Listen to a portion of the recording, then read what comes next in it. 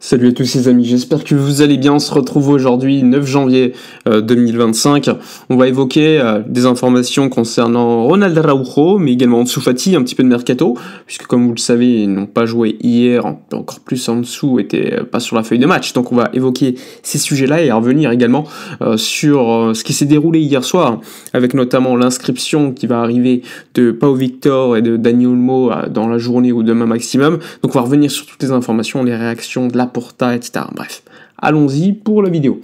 C'est parti. Alors, comme je vous l'ai dit, hier, la victoire du FC Barcelone qui s'est qualifié, comme vous avez pu le voir, contre l'Athletic Club pour cette fameuse finale de Supercoupe d'Espagne qui aura lieu ce week-end, ce dimanche, en Arabie Saoudite, contre quelle équipe? Ce sera soit Mallorca, soit le Real Madrid. Réponse dans la journée. Alors, il s'est passé beaucoup de choses. Le Barça, sur le match, globalement, a été supérieur à Bilbao. Il y a eu beaucoup de manque d'efficacité, mais il y a eu quand même des points négatifs. J'ai trouvé un Lewandowski mauvais, par exemple, un Rafinha qui a été vraiment pas efficace, pas bon. Il y a eu quelques points positifs, notamment Koubarsi, Tech au but, qui a été bon, même si par moments, quelques relances et quelques projections, on va dire, un peu surprenantes, mais globalement, je l'ai trouvé plutôt bon. Et sinon, Gavi qui est en forme en ce moment, etc. Donc une victoire 2-0. Mais hier, il s'est passé tellement de choses que forcément, on va devoir les évoquer, des choses peut-être plus importantes, globalement. Alors c'est parti, hier.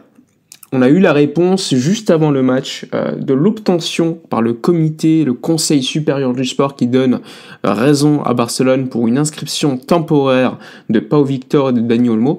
Donc normalement, c'est dans un délai de 48 heures, les joueurs doivent être inscrits, donc ils devront être disponibles pour la potentielle finale, pour la finale de Supercoupe d'Espagne contre le Real ou Mallorca.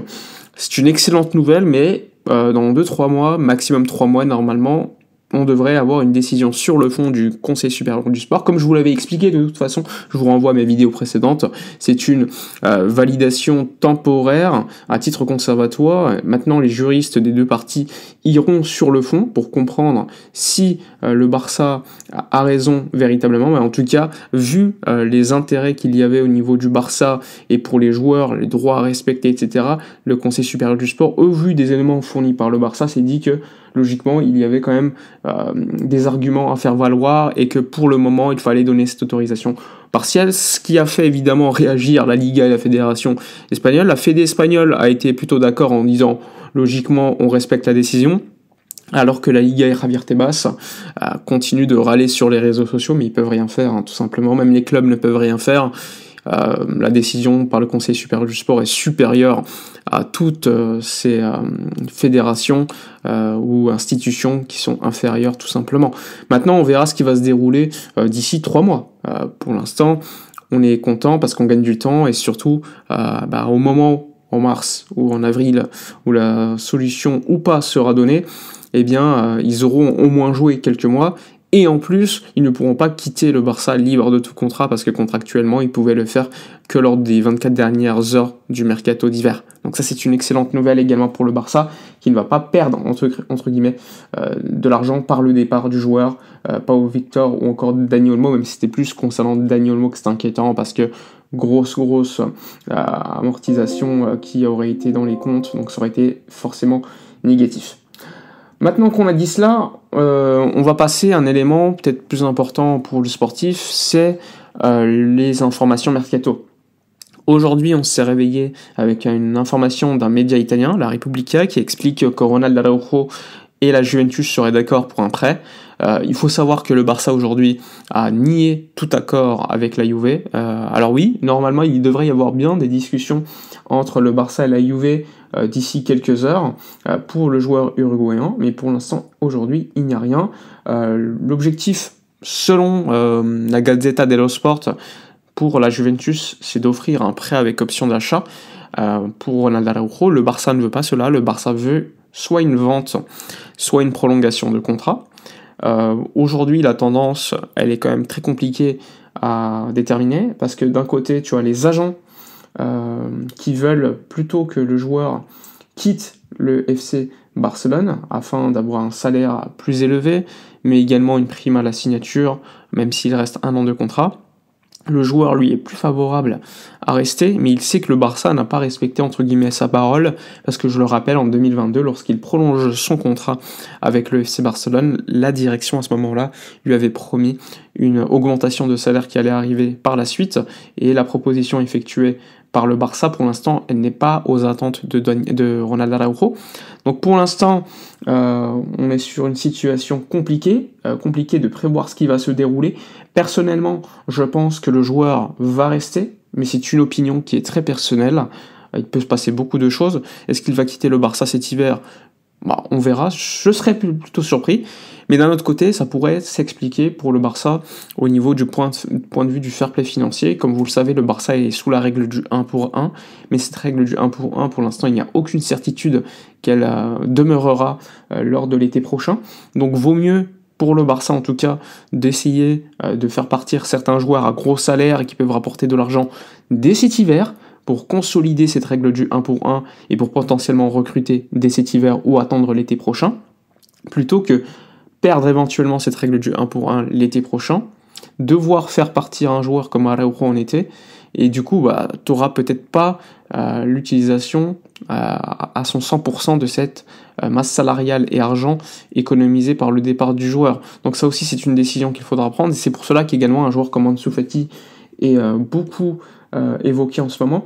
Vous l'avez vu, de toute façon, Ansu Fati n'était pas sur la feuille de match hier. Selon la Cadena Cope, il a été très surpris. Il n'était pas convoqué, pas pour une raison de blessure ou quoi, c'est vraiment un choix d'Hansi Flick. Lui et d'autres journalistes comme Miguel Rico de El Diario Relevo expliquent que oui, le Barça le pousse à partir dès cet hiver. On sait qu'il y a plusieurs clubs intéressés, que ce soit le Real Betis ou encore Gérone. Il y avait également le FC Séville, mais le Barça nie toute possibilité d'un départ à Séville pour des raisons, on va dire, diplomatiques entre les clubs. Le Barça est en froid total avec ce club. On sait que Ansu Fati a vécu à Séville pendant de longues années, il vient de là-bas, donc c'est quelque chose également à ne pas oublier. S'il y a départ, pour l'instant lui veut rester, mais s'il y a départ, le Barça pourrait gagner entre guillemets quelques millions en économisant le salaire. En termes d'indemnité de transfert, je ne pense pas qu'il y en aura, ce serait plutôt pour un prêt. Donc c'est un joueur, on le sait, qui est en délicatesse et qui a besoin de jouer. Le Barça a aussi besoin d'économiser de la masse salariale, donc à voir. Il y a aussi des sujets comme par exemple Mingueza qui pourra apporter de l'argent en cas de départ vers Aston Villa. Tu as également Clément Lenglet vers l'Atlético. S'il y a départ cet hiver, ça pourrait être très intéressant financièrement.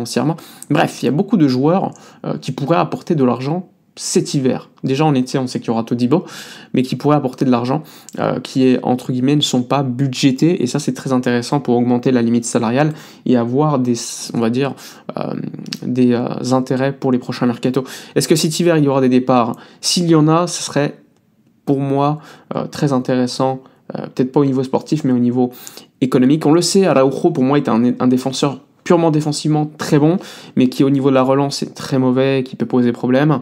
Et s'il veut pas rester, tant pis pour lui. On est le Barça, je pense que sur le mercato, il y a beaucoup de joueurs en été qui seront dispo en défense. Moi j'aime beaucoup Konaté, qui pour l'instant n'a pas prolongé, je crois, et qui lui reste un an de contrat. Il y a Virgil en fin de contrat qui devrait prolonger à Liverpool aussi, mais franchement s'il y a possibilité j'irai.